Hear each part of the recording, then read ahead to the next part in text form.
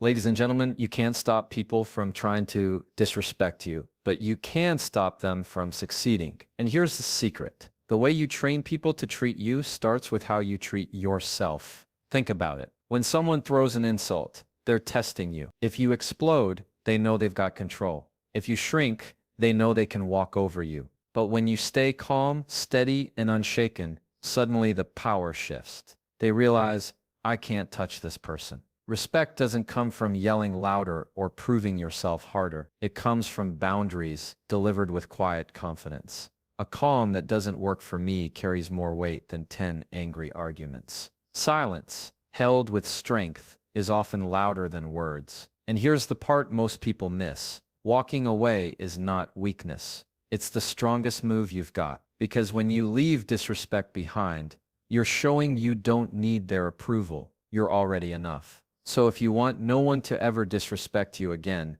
do this. Stay calm. Set boundaries and value yourself so deeply that their opinion doesn't shake you. That's the kind of strength people can't ignore, and the kind of respect no one can take away. Respect is not something you demand. It is something you train people to give you. And the way you do that is not through force or fear, but through consistency and presence. When you walk into a room, people are already making conclusions about how to treat you. They're not listening to your demands. They're observing your posture, your tone, your attitude. You don't have to say, respect me, because that already weakens your stance. You show it by the way you carry yourself, the way you respond under pressure, and the way you honor your own values. When someone knows that you respect yourself, they're far less likely to test those boundaries. Self-respect is contagious. If you walk around apologizing for existing, constantly shrinking yourself to make others comfortable,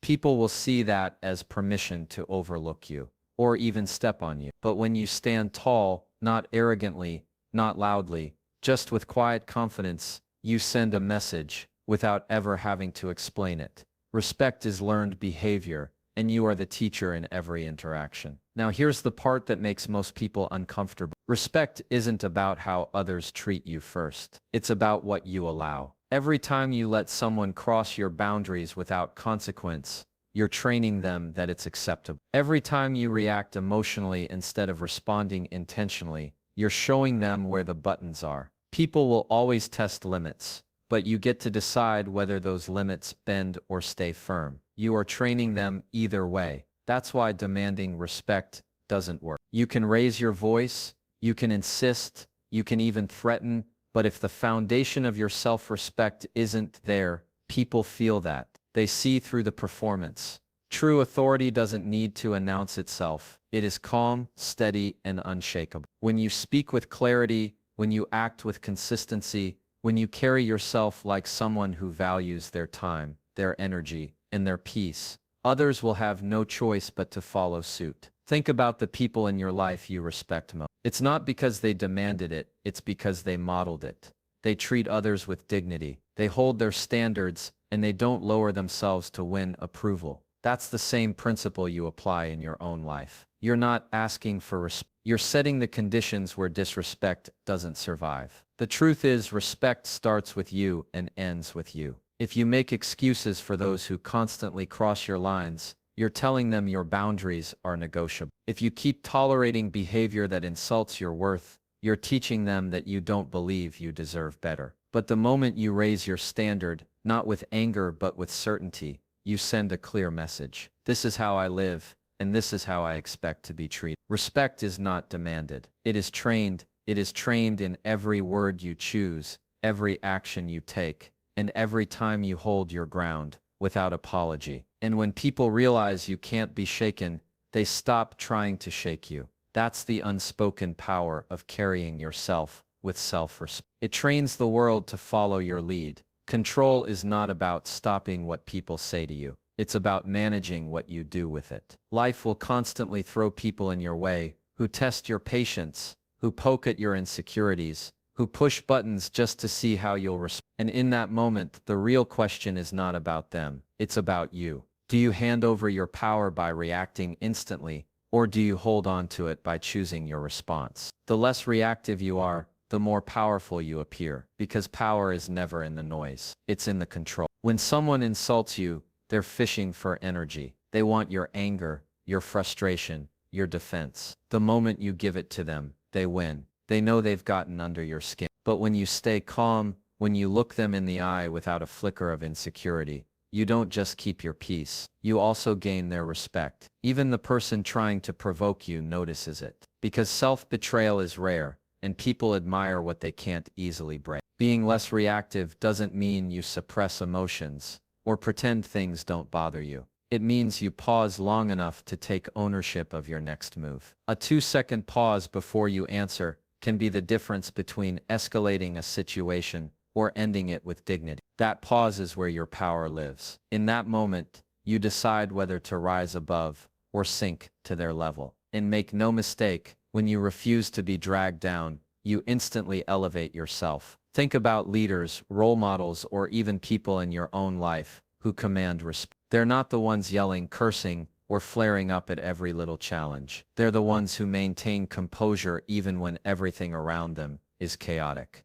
Their calm presence makes others lean in. Because when the storm rages, the most powerful person is the one who remains steady. Now understand this, your reactions train people. If every time someone criticizes you, you explode, then you've taught them exactly how to control you. They know the trigger, but if every time they push, you stay grounded, you send the opposite message. I'm not controlled by your word. And over time, people stop trying. They realize you can't be shaken. That is how respect grows. Not because you demanded it, but because you mastered yourself. Your reactions are your reputation. People will forget what words you used, but they'll always remember how you carried yourself under pressure. Did you stay calm? Did you stay firm? Did you show restraint? That's what lingers in their memory, and that's what builds your image as someone not to be disrespected. So remember this. Control is not weakness. It's the ultimate strength. It's the discipline of refusing to hand someone else the steering wheel of your emotions. And the more you control your reactions, the less anyone can control you. The world doesn't respect the loudest voice in the room. It respects the one that stays calm enough to choose its words. That is where real power lives, inside your response. Boundaries are not walls to keep people out. They are lines that teach people how to treat you. And here's the truth. People respect clarity, not chaos. If you don't make it clear what's acceptable and what's not, you leave space for confusion. And confusion almost always leads to disrespect. Setting boundaries with calm confidence is not about being aggressive, and it's not about being cold. It's about being firm enough to protect your peace, and clear enough that no one is left guessing where you stand. When you don't set boundaries, people will naturally push, not always because they want to hurt you, but because human beings test limits. If you've ever seen someone who says yes to everything,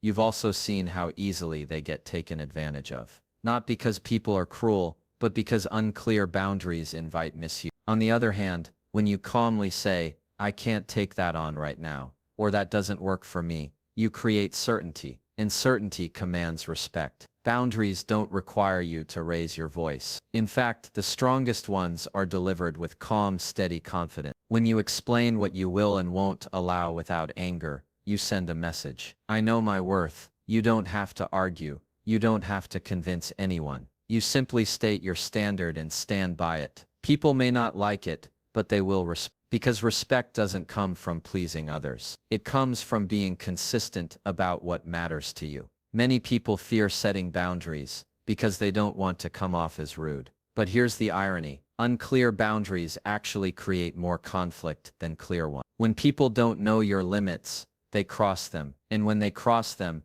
you build resentment. That resentment eventually erupts. And then you do come across as rude or reactive. Clarity prevents that. Boundaries protect relationships just as much as they protect your own well-being. They allow respect to grow because everyone knows the rules of engagement. Setting boundaries also trains people how to value your time and energy. If you're always available, always agreeable, people stop valuing what you get. But when you calmly draw the line, your time becomes more meaningful, your presence more appreciated. Boundaries create value, and value creates respect. Now you have to understand, some people will test your boundaries on purpose. They'll push back to see if you really mean what you say. That's when calm confidence matters most. If you fold at the first sign of resistance, you've just shown your boundary is negotiable. But if you stand firm without raising your voice, without drama, without apology, they learn you mean. Over time, they stop pushing because they realize your clarity isn't going anywhere. Boundaries don't make you unkind. They make you clear. And people respect clarity. They may not always agree, but they will always know where you stand. And when you consistently stand by your boundaries with calm confidence, you stop chaos before it starts. You stop confusion before it happens. And most importantly, you stop disrespect from ever finding space in your life. Because in the end, people can only treat you the way you allow. And calm boundaries are how you train them to treat you right.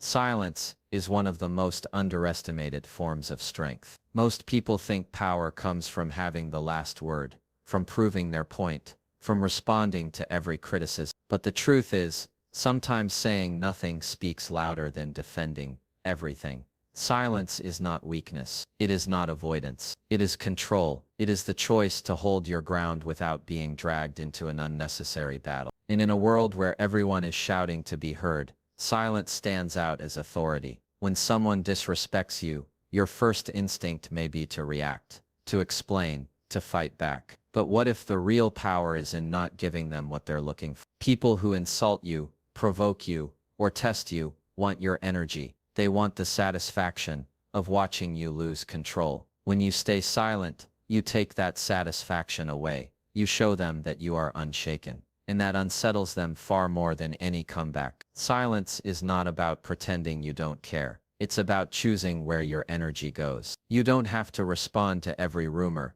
You don't have to answer every insult. You don't have to defend yourself to people committed to misunderstanding you. Silence is your way of saying, I know my worth and I don't need your approval. That message is louder than any argument. Think about how powerful silence feels in a conversation. When you pause instead of filling the space with nervous words, people lean in, they wait, they pay attention. That's the power of silence. It creates presence. It forces others to acknowledge you without you having to over-explain yourself. Leaders know this. They don't rush to prove their point. They don't scramble for validation. They use silence as a tool, and that tool commands respect. Of course, silence has to be intentional. It's not about shutting down or avoiding communication. It's about knowing when words add value and when they only add noise. Defending yourself against every opinion is noise. Explaining yourself to people who don't care is not. But a well-placed silence,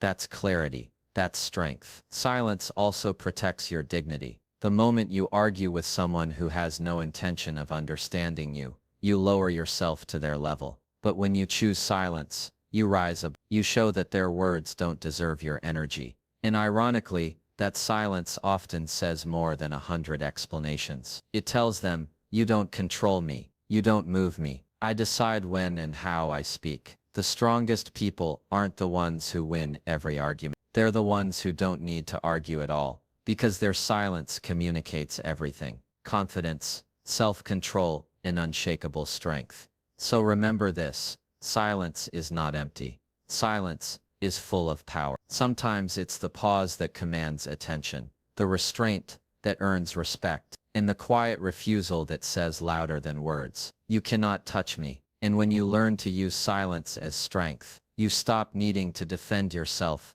because your presence speaks for you. The way you carry yourself speaks long before your words ever do. Stand tall, speak clear, because posture, tone, and words can either invite disrespect or command respect. People are constantly reading signals from you, and most of those signals aren't spoken. If you slouch, mumble, or avoid eye contact, you unintentionally tell the world that you doubt yourself. And when you show doubt in yourself, others are quick to mirror that doubt back to you. But when you hold yourself with strength, shoulders back, chin steady, eyes focused, you communicate confidence without needing to say a single word. That posture sets the stage for how people treat you. Ponan works the same way. You don't have to yell to be heard. In fact, yelling usually shows you've already lost control. A calm, steady tone carries more weight than raised volume ever could. When you speak with measured confidence, people listen. They don't listen because you force them to,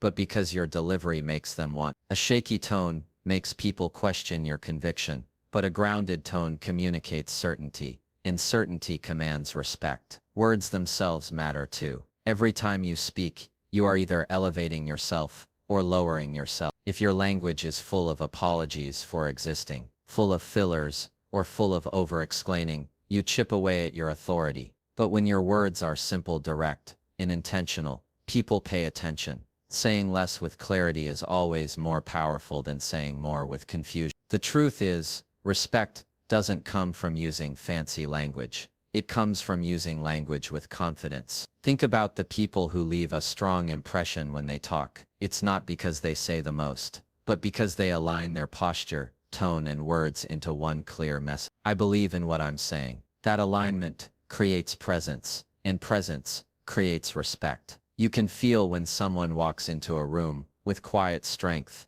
just as you can feel when someone enters with uncertainty. The difference isn't luck, it's how they carry themselves. It's also important to understand that standing tall and speaking clear doesn't mean being arrogant. It's not about puffing yourself up or trying to intimidate. It's about being grounded, grounded in who you are, grounded in what you believe, grounded in the knowledge that your worth isn't up for debate. That grounded presence is magnetic. It draws respect without demanding it. Every time you speak, you're either training people to listen or training them to ignore you. If you stand small, speak timidly, or bury your point under too many words, you train them to overlook you. But if you stand tall, use your voice with calm certainty, and deliver your words with clarity, you train them to take you serious. Respect starts with posture, flows through tone, and lands in words. Get those three aligned, and you don't have to chase respect. It will naturally come to you. So stand tall, speak clear, and let your presence do the work. Because the moment you carry yourself with confidence, you stop inviting disrespect and start commanding respect without ever needing to ask for it. Walking away is one of the most powerful things you can ever do. Yet it's the move most people struggle with. The ultimate form of self-respect is knowing when to disengage. Not every battle is worth fighting. Not every insult needs a response. And not every relationship deserves a seat in your life. Sometimes the strongest thing you can say is nothing at all, paired with the act of removing yourself from the situation entirely. Walking away is not weakness. It is the refusal to waste your energy where it doesn't belong. Many people stay in toxic conversations, arguments, or connections because they feel like leaving means they've lost. But the truth is, staying in what disrespects you is the real loss. When you choose to engage endlessly with people who thrive on chaos, you're giving them exactly what they want. Your energy,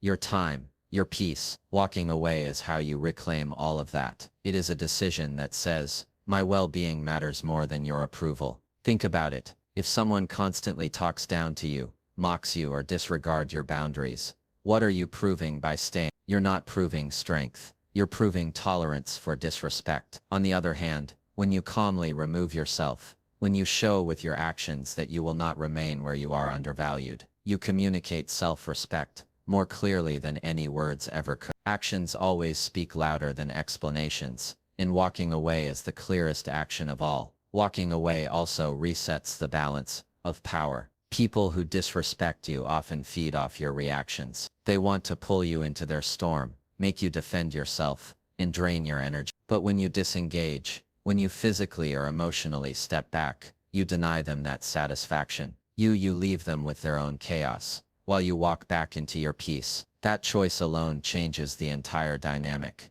It shows you are untouchable. Of course, walking away doesn't always mean cutting someone off completely. Sometimes it means stepping back in the moment, refusing to argue, and allowing silence to end the conversation. Sometimes it means removing yourself from toxic environments altogether. In both cases, the principle is the same. You protect your dignity by refusing to stay where respect does not exist. The hardest part about walking away is the fear of what others will think. That you gave up, that you're running, that you couldn't handle it. But here's the truth. Strong people don't need to prove themselves in every fight. They know their worth doesn't depend on winning arguments or convincing others to value them. Strong people walk away because they don't need the validation of those who refuse to respect them. Walking away is not the end of your power. It is the highest expression of it. It shows you know what you deserve. You know where your energy belongs, and you refuse to settle for less. The ultimate self-respect is not found in proving yourself to others,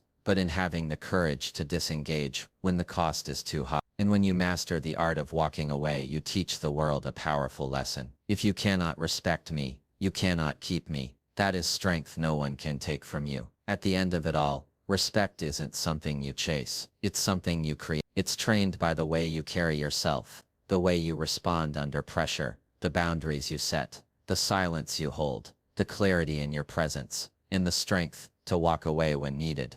Every one of these choices adds up to one truth. People treat you according to the standard you set for yourself. You don't need to demand respect. You don't need to fight for it in every conversation, and you don't need to explain yourself to those who refuse to see your worth. When you respect yourself deeply, through calm reactions, clear boundaries, powerful silence, confident presence, and the courage to disengage, you show the world exactly how to treat you. And when you do that consistently, disrespect has nowhere to live in your life. Respect begins with you and ends with you. Master that, and you'll never have to ask for it again.